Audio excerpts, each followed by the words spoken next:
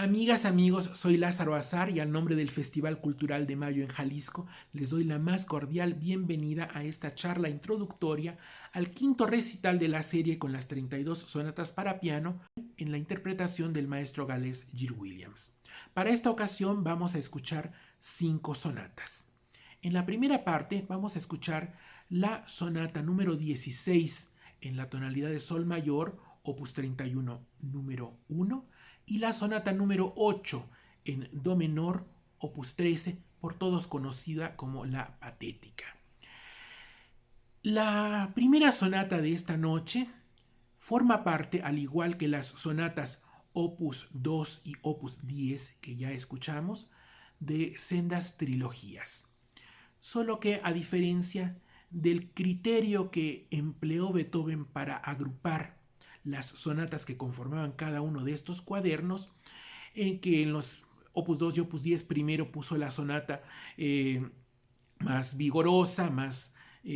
pianísticamente demandante, luego pone el carácter más ingenioso y termina con aquella que le permitiera desarrollar más sus dotes de improvisador al teclado. Tenemos que aquí Beethoven decide iniciar con la sonata más humoresca, la más divertida de las tres, seguida por la que tiene el carácter más dramático, prácticamente teatral, y de eso ya hablaremos cuando nos toque escucharla, y termina nuevamente ahí sí con la de carácter más brillante técnicamente. Además de eso, tenemos que, al igual que en el cuaderno del opus 10, Beethoven decide que las dos primeras sonatas estructuralmente consten de 3 movimientos y sea la tercera de las sonatas de estos opus 10 y opus 31 la que conste de 4 movimientos, que fue la gran innovación que empleó Beethoven cuando dio a conocer sus sonatas opus 2, que es así, las 3 constan de 4 movimientos. El primer movimiento de esta sonata en sol mayor, que es una sonata a la cual Wilhelm Kempff, que fue uno de los grandes beethovenianos, se refería como la Cenicienta, porque era la menos favorecida de las otras dos sonatas del cuaderno, que eran sonatas con nombre y apellido. En este caso eran la sonata Tempestad y la sonata La Casa, que se corresponden a las sonatas 17 y 18 respectivamente. Es un movimiento de carácter sincopado, muy divertido, al que le sucede un adagio gracioso que tiene un carácter más o menos de serenata y que tiene tal cantidad de ornamentaciones que estudios como Sophie Chenier se quejaban de que tanto adornito hacía que fuera confuso el patrón rítmico de la sonata. Lo cierto es que todas estas profusas ornamentaciones son también ejemplo del humor beethoveniano, porque no es más que una parodia a todas las ornamentaciones que tenían las áreas operísticas de la época. El rondó que concluye esta sonata está marcado allegretto y es de un carácter muy gracioso. Un tema, el primer tema de esta sonata, podemos decir que es la reelaboración de un motivo que aparece casi al final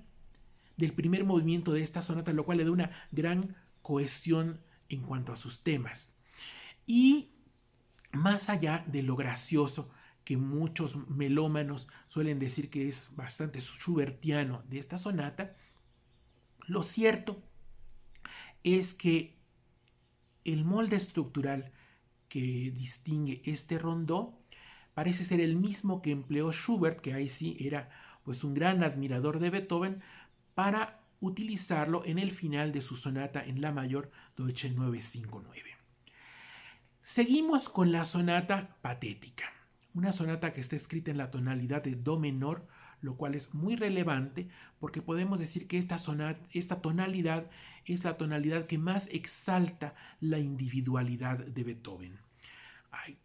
tonalidades que podemos relacionar fácilmente con ciertos compositores. Por ejemplo, si pensamos en Rachmaninoff, pensamos inmediatamente en la tonalidad de re menor, porque es la tonalidad de su primera sinfonía, es la tonalidad de su trío elegíaco o del que es hoy día el más famoso de sus conciertos para piano, el número 3, opus 30.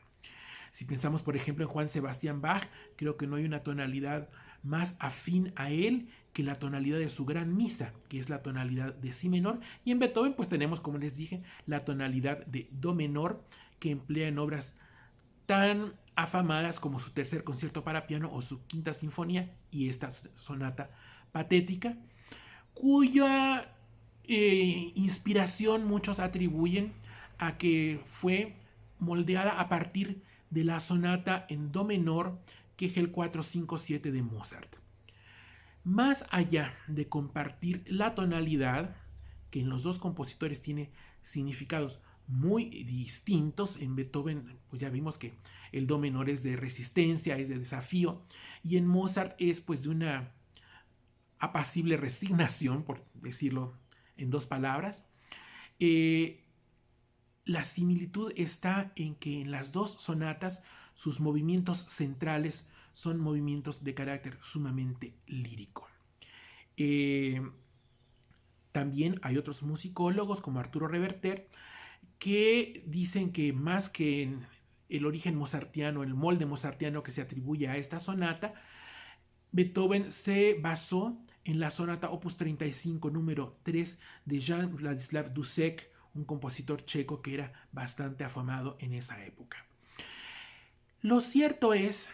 que el adjetivo patético, que aquí sí fue aplicado por el compositor en la partitura y no por los editores como ocurre en otras tantas de sus sonatas que tienen nombre, debe aplicarse más que nada y únicamente al primer movimiento. Un primer movimiento que se singulariza por contar con una introducción bastante amplia, sombría, grave, al que se sucede de manera sumamente contrastante un allegro di molto e con brío. Hay muchas dudas de si cuando Beethoven pone que se repite la primera parte de este allegro antes del desarrollo, debe ser repetido desde la introducción o simplemente desde donde inicia el allegro di molto. Esto ya viene siendo ya en estos días un poco al gusto del intérprete. Y el movimiento que concluye esta sonata patética, que no tiene nada de patético, es bastante alegre incluso, es un rondó que su tema principal es el desarrollo de lo que sería el segundo tema de este allegro di molto. Nuevamente tenemos cómo esas células se van entretejiendo a lo largo de la sonata para darle esa unidad que distingue a esta sonata, que particularmente fue la primera sonata en tener reconocimiento universal. Y también hay que señalar que no faltan los musicólogos que han señalado que Beethoven optó por ponerle patética porque en este término se refleja el patos, el sufrimiento de ver cómo se cumplía la predicción, por así llamarle, que le había escrito su amigo y mecenas, el conde von Waldstein, en una libreta que le firmó en 1792 cuando Beethoven se disponía a partir a Viena, y le decía: querido amigo, te dispones a partir en busca de tu destino, un destino que vas a cumplir después de muchos sufrimientos y muchos sacrificios y mucha disciplina, y un destino en el cual vas a recibir el espíritu de Mozart de manos de Haydn, tu maestro. Creo que eso tiene un poco más de fundamento y no deja de relacionar esta sonata con lo que les platicaba antes, el espíritu mozartiano y el recurso haydniano que emplea en el final de este rondó, que Haydn le daba por desarrollar una tonalidad y cuando parecía que iba a resolver la tonalidad, de pronto desarrollaba hacia otro lado. Aquí Beethoven lo hace cuando vemos una escala descendente en la mano derecha, y cuando ya parece que va a resolver la tonalidad, Beethoven divaga hacia otros temas y así va elaborando el rondó, y no es hasta el final, hasta realmente la verdadera coda, que resuelve en la tonalidad de do menor de la manera más rotunda y contundente. Para la segunda parte de este quinto recital de la serie, el maestro George Williams va a tocar 3 sonatas. Las 2 primeras de ellas comparten la singularidad de estar escritas en 2 movimientos. La primera de ellas es la sonata número 19 en la tonalidad de sol menor, opus 49, número 1.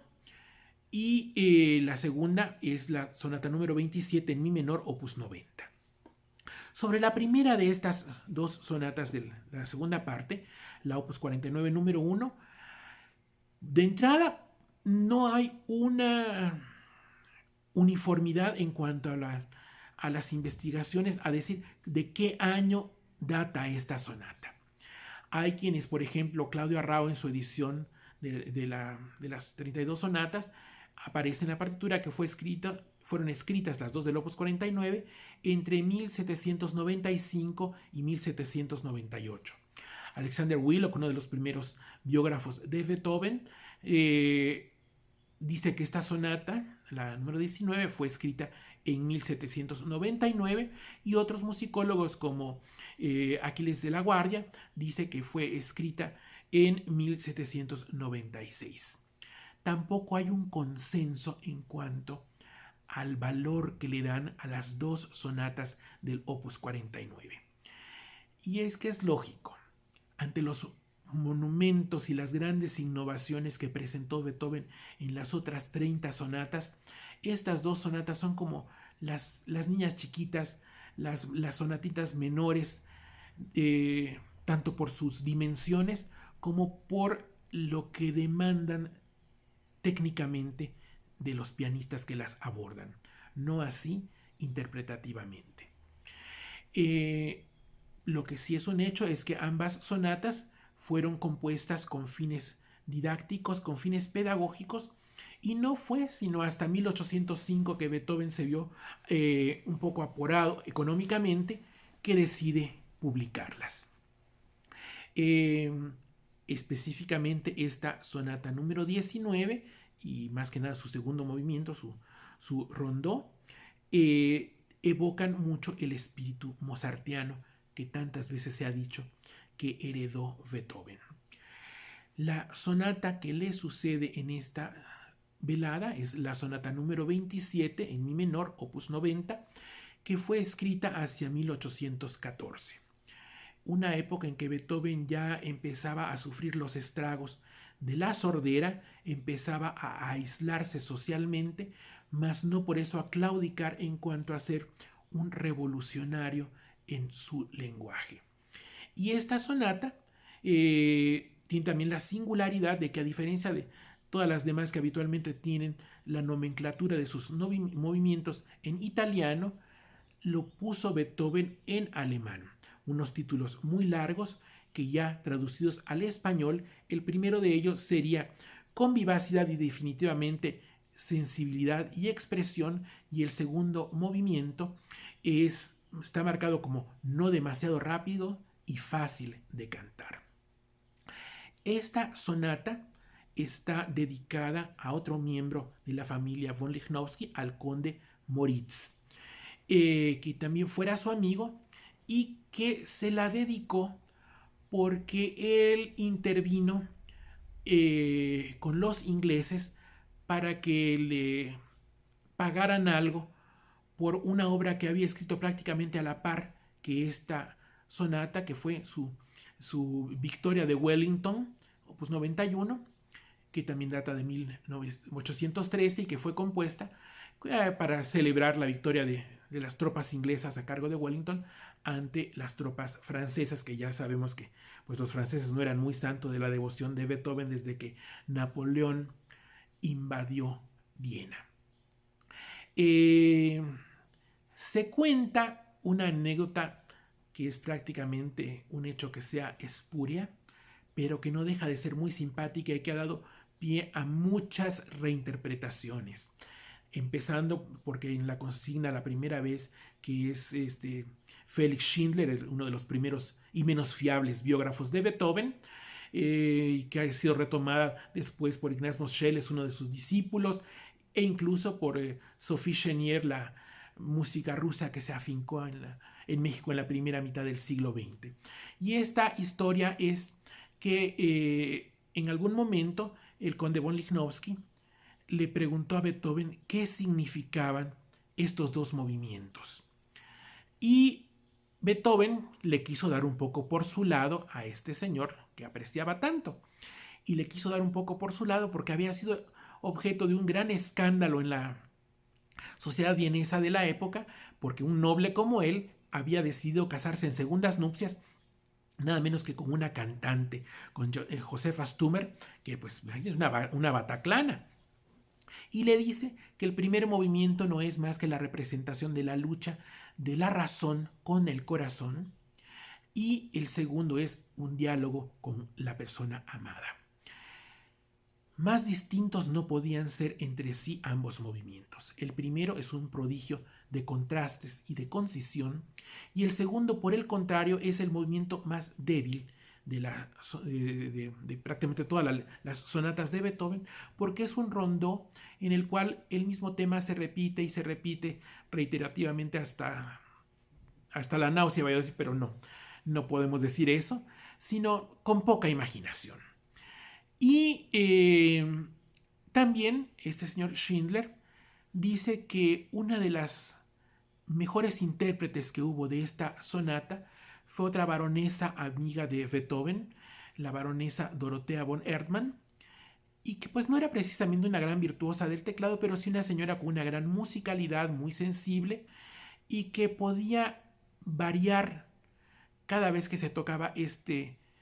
movimiento de final de la sonata opus 90, que es una melodía ahí sí de carácter netamente schubertiano, tocando algunas veces más apacible, otras veces más desasosegada, unas veces más triste, y eso era lo que le hacía que contrastara cada vez que se tocaba esta melodía tan pegajosa. Lo cierto es que Beethoven le da como premio a esta amiga suya la dedicatoria de la sonata siguiente. No sabemos si porque realmente tocara muy bien la opus 90, pero sí porque le profesaba un gran afecto. Y entonces la sonata opus 101 está dedicada a esta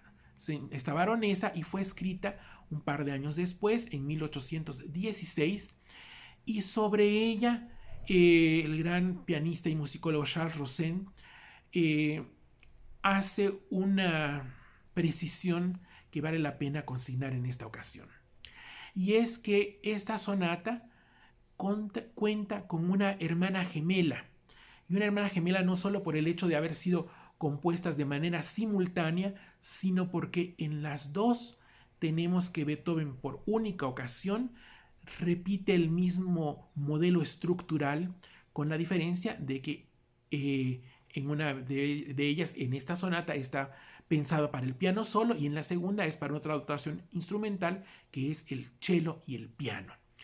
Porque la sonata a la que se refiere como la hermana gemela de esta sonata es la sonata para violonchelo y piano opus 102,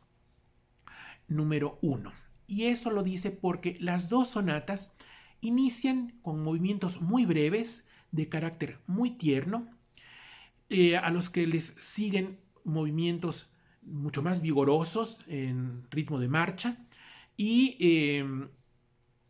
que les tienen como tercer movimiento un movimiento lento, escrito en ritmo de 6 octavos,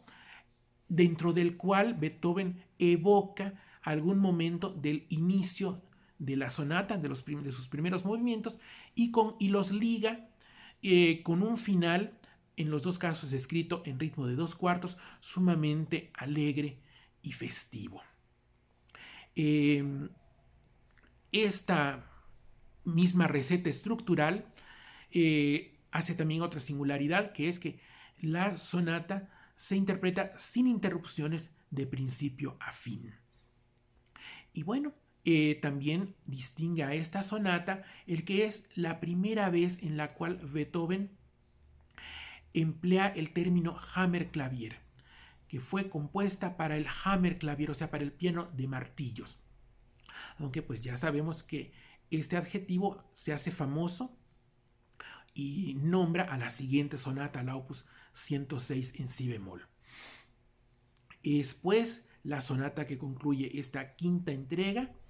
y espero que disfrutemos el programa tanto como hemos disfrutado los que le han antecedido. Nos vemos en la sexta de estas entregas musicales. Hasta pronto.